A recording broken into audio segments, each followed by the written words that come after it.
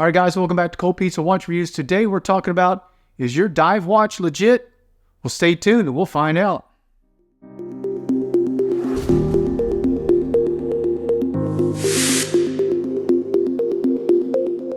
All right, guys, welcome back to Cold Pizza Watch Reviews. Today I'm talking about, is your dive watch legit? And what I mean by that is, does it meet the ISO 6425 standard? Now, I'm going to get into what that is, but basically, it allows the watch manufacturer to be able to put on the dial or state that it's a diver's 200, a diver's 300. If you've ever seen that on the dial of the watch, that watch meets that ISO 6425 standard. So what is ISO? Basically, this is just a set of standards that are agreed upon by a bunch of international experts. They're standards. ISO does no testing. They're not like UL or FM where you ship a product to them and they actually physically test it. ISO standards can be done by an independent third party or by the manufacturer. And we're going to get into what those standards are here in just a second. But ISO covers a lot of different things. It could be how to manage a process, how to make a product, or even how to deliver supplies. So there's a lot of ISO standards. So before I get into that, let's talk about water resistance just in general, because it is confusing, and you'll see why. So I'm going to start at the minimum, 50 meters water resist. If you've got a watch that says 50 meters water resist, it's suitable basically for swimming, no snorkeling, any other water-related stuff, fishing or messing around a lake. That's about all you're going to do with 50 meters of water resist.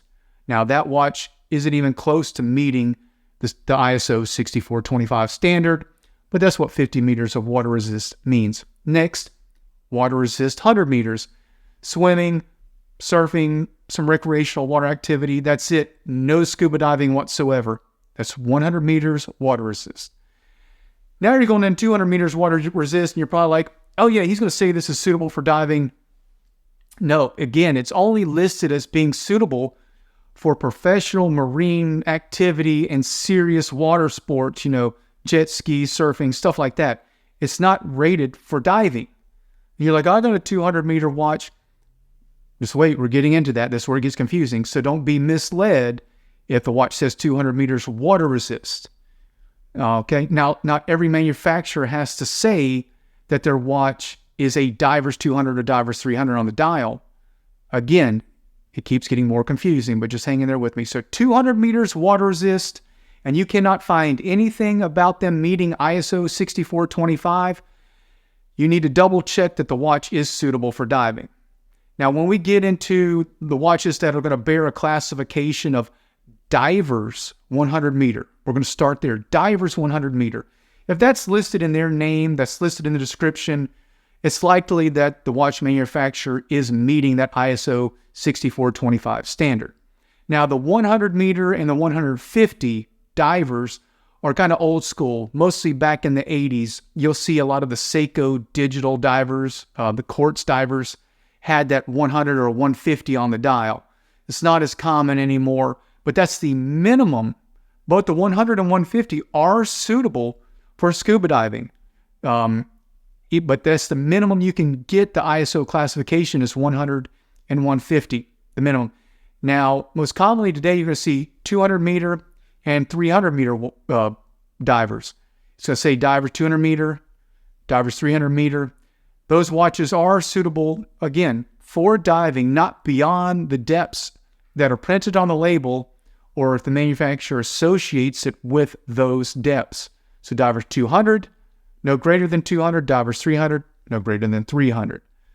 And again, if it says that, then it is meeting that ISO standard. Now, we're going to get into what that standard is here in a minute and kind of go over why does that make the watch more rugged and able to handle that diving environment. So hold one second. Okay, so I'm going to go over this ISO 6425. So the principal feature of the ISO 6425 diver's watch is that it's water resistant, that it's tested in static water to 125% of the rated pressure. So if you have a watch that's rated to 300 meters, it's been tested to the equivalent of 375 meters. This is number one, what you're starting off with the ISO testing. Next is reliability underwater. Now I'm going to read this because it gets into a lot of interesting jargon on what they're going to do with the watch to test its reliability under the water. So the watch is immersed in 30 centimeters of water, basically a foot of water, 12 inches of water, for 50 hours at 64 degrees to 77 degrees. And all the functions have to operate correctly at the end of the test. You think, oh, that's no big deal. Most watches could pass that. Then it's followed up by a condensation test. So they take the watch and they place it on a heated plate. They heat the watch up. They heat it up at 104 to 113 degrees Fahrenheit for 10 to 20 minutes. And then they put a drop of water on the crystal that's anywhere from 64 to 75 degrees. It's placed on the crystal and left there for 1 minute and cleaned off. This is the best way to see if there's been any moisture intrusion into the watch, because it's going to start to condensate on the crystal. So now you're starting to say, okay, well, that's pretty interesting to go that depth to make sure there's no moisture inside the watch. Next, they test the resistance of the crowns and the pushers. This is where it really gets deep in some engineering. So to test the resistance of the crown and the pushers, the watch is subjected again to 125% of the rated pressure in the water. So imagine it's 300 meters water resist. They're going to pressurize it to 375 meters of pressure. And then they're going to apply a force of 5N, which means 5 newtons. Again, I know this sounds crazy, but they're going to apply that to the crown and pushers. All they're basically doing is they're pushing against the crown with that force of 5 newtons for 10 minutes. And then they do the condensation test all over again. So they're pushing on that watch crown, pushing for 10 minutes. Any pushers, if it's a chronograph, they're pushing against all of that with a force underwater. And again, if it's 300 meters water resist, it's at 375 for 10 minutes with that force of 5 newtons pushing against that crown. Then they're going to pull it out and they're going to run it through that condensation test again. So now you start to see how this 6425 test is getting serious. And again, the manufacturer doing this or paying for it to be done is not cheap. So now that was just the resistance to the crown and pushers. Going back to the water resistance, the watch has to be immersed in that pressure that's 125% of its rating. So 300, it's got to be at 375. And it's maintained at that pressure for 2 hours. Then they reduce the pressure to 0.3 bar. What is that? Basically 4 psi. So they pressurize the case. They push all that pressure on the case. Then they relieve that pressure off the case. And if you think about it, what are they trying to do? Cause water to come in as you're decompressing from that high pressure to low pressure and back and forth. So the case is getting pressurized and depressurized, and they want to see if any water's intruding into the watch. So they reduce that pressure to 4 psi. Then after it, no water must have entered. And then again, that's the function to make sure that that case can handle that expansion and retraction that's occurring because of the pressure pushing in and out on that case. And you think about the pressure on the crown, no pressure on the crown, and then the condensation test. And it starts to make you think. Some people used to say, oh, well, the screw down crown is just to protect the stem.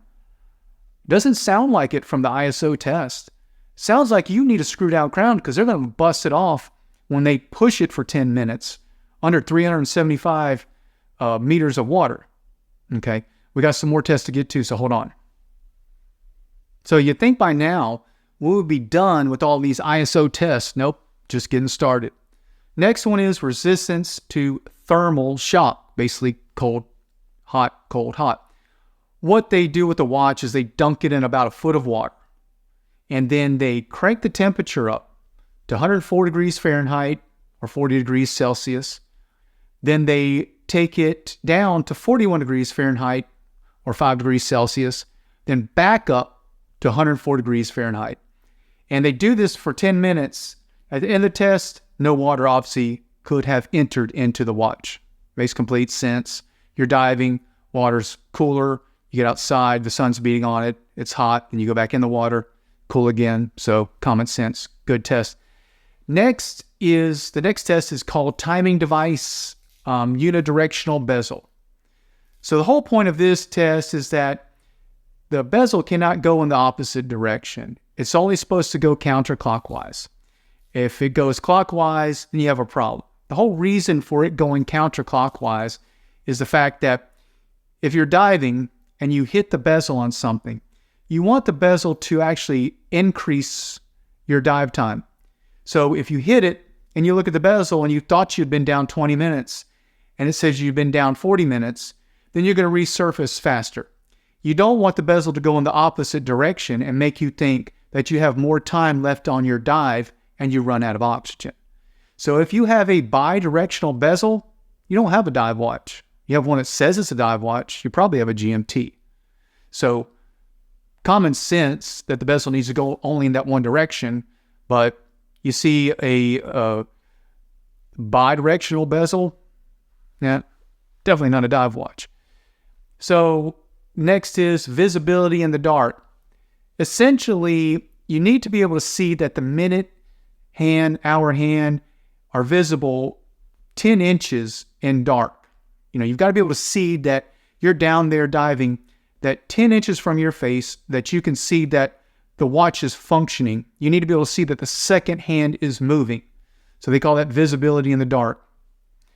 Common sense, you don't want to be able not to see the watch and not know if it's not functioning because, now they have timing computers or dive computers and other things that people wear. But when this was your only way of timing your dive, it was critical that you need to determine if your watch stopped working. Next is magnetic resistance. So the watch has to retain an accuracy of up to plus or minus 30 seconds deviation per day after 3 exposures to a field of 4,800 amperes per meter. So don't really know where that falls in lines with other magnetic testing, but obviously there is a separate magnetic test required to meet this ISO standard. So just letting you know about that. This next one's my favorite one. Is the shock resistance testing. So the watch is subjected to a shock on the side at the 9 o'clock position, and then a shock to the crystal perpendicular to the face. It's delivered by a 3 kilogram plastic hammer. 3 kilograms, basically 6.5 pound plastic hammer is going to smack the watch and those 2 different locations at a speed of almost 10 miles an hour. And the watch still has to function with a maximum change in rate of plus or minus 60 seconds. Some of these tests are only specific to diving, and I'm not going to go diving. I'm just wearing my watch.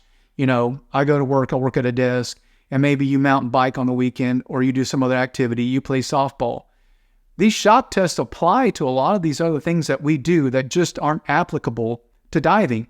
You buy the dive watch because it is a true tool watch. It is meant to be timing that dive. And now people are just taking that dive look and applying it to a watch. And that's fine if you're not going to use it for anything rough and tough, but I tell you what, that shock test, and it has to meet that, is pretty interesting. So here's another one that I like, and I'm going to expand upon it why I do like this test, is resistance to salt water. So the watch has got to be immersed in a salt solution, basically with the same salinity, which is the salt concentration that is equal to the ocean, for 24 hours. And after that, the case, crown, the pushers, rotating bezel are all examined, and they all have to be functioning. And I'm telling you this because after you're done watching this video, go to Google and just Google dive bezel not working. Dive bezel not working. It's just a topic that comes up, and it's been coming up frequently on a particular brand, and I'm not going to get into it yet. I'm going to save that for another video, but dive bezels getting stuck. After people go in the ocean, they go swimming in a pool. And I'm constantly turning this the bezel on this Citizen right now because it's never had that problem. So dive bezel's not working after people going in the ocean once. It's Is it meeting these standards? Because how's the watch leaving the factory if they've done this test? If they've soaked it in salt water for 24 hours, they take it out and the bezel should turn. So just Google it. I'm just putting it out there. That's your homework. Look up dive bezel not working, because it might make you change your mind on the kind of watch that you're going to buy. Here's another one that I think is interesting that a lot of people don't think about. It's the strap and bracelet strength. Now, get into why this is interesting to me. So again, we're going back to the force of 200 N, the N for newtons. Basically, they're just pulling on the spring bars, and there shouldn't be any damage after this force of 200 newtons is applied to the spring bar. And why I'm bringing this up and why I think it's important is, if you swap out your rubber strap, you get your Seiko 007, 009, or you get your Citizen ProMaster Diver, and you got a cool new strap, and you're going to put those spring bars on it that came in the package from who knows where. Use the spring bars that came with the Citizen, that came with the Seiko, that came with whatever brand that is certified, because it has to meet that certification. So now I'm going to get into some watches. I'm not covering them all. It's way too hard. But I'm going to talk about some watches that actually meet the 6425. They will say it either on their website or on their dial. I'm just going to go over a few of them. And then I'm going to talk about some watches that don't. They don't even discuss it. They don't say that they meet it. They don't say that they don't meet it. But they probably do. So hold on. I'm going to get to that list in just a second. Okay, just to talk about a few that state that they are ISO 6425 on their website or either on their dial. And I suggest you do this with whatever watch you're looking at, or email the manufacturer, because especially if they're claiming to be a dive watch, and there's so many out there, just not going to get into it, but the Helm Kamado, plus a lot of other variations by Helm, meet the ISO 6425, and you need to check on that, because some models of different brands may have met that standard in the past, and now they don't meet that standard. So you need to do your due diligence, check the site, or email the manufacturer. But these are just some that I found. Citizen ProMaster divers, just about all of them do. I love the Citizen ProMaster divers, the Tissot Sea-Star, and there's probably some other Tissot divers, but that's just the one I pulled out. Zodiac, I love Zodiac. I think it's a cool brand. Their Super Sea Wolf Pro Diver Automatic, I think it's a cool looking watch. They meet that. Now, you're like, why are you talking about Orient? What about Orient? So you think Orient, such a popular dive watch. Again, a gray area. These are the two that I found. I could not find anything on some of the more popular models, but the Orient Star Diver. Now you got to go into the Star class. The Orient Star Diver, they state on their website, meets the ISO 6425, and the Orient M-Force. Now I'm sure there's a few other in the Star lineup, Diver lineup. There's so many variations, and in that M-Force lineup. But these are the two. I just went to their site and I plugged in my search criteria that it needed to meet the ISO 6425. It doesn't mean that they don't have other models that don't meet it, but you just need to do your homework and look it up and see if they truly do. Sin, a lot of the Sin models, the U1, U2, the ECM, the U200, the U1000, the Sin UX, a lot of the Sin models meet that. So again, just because the manufacturer is not stating it, that they don't meet that. And I know what you're thinking, what about the Rolex Submariner? I'm getting to that. So these are brands that we can pretty much assume, because they are professional dive watches, either meet or exceed those standards, but the manufacturer is doing their own testing. So Blanc Pond 50 fathoms, we can probably be pretty certain that that watch is going to meet or exceed the ISO standards. Rolex Submariner, obviously. The Rolex Sea Dweller, pretty certain that's going to meet or exceed those standards. Omega Seamaster, Doxa, the entire line of Doxa. I think you're safe there. I mean, Jacques Cousteau used to wear the Doxa. So again, Go ask the manufacturer, go dig through their literature. I wasn't going to take the time to do that, but these are ones that are known in the dive community to meet or exceed those standards. The Panerai Luminor Submersible, pretty certain that's going to meet or exceed those standards. And the IWC Aquatimers, again, pretty sure that's going to meet or exceed those standards. Now, you're more than welcome to go look at the ISO 6425 standards and reread them for yourself. I know this is a lot of information, but I'm putting it out there because the watch manufacturer has to put the product through a considerable amount of testing. Now, if they don't do it, there are third parties that do test the watches to these standards that these manufacturers have to pay to get done. So if they're not doing it, why aren't they doing it?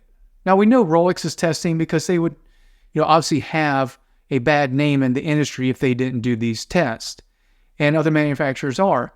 But a lot of these micro brands that you see that have a dive watch, if it doesn't say that, and they have to pay, you imagine doing these tests and how much it's going to cost that manufacturer.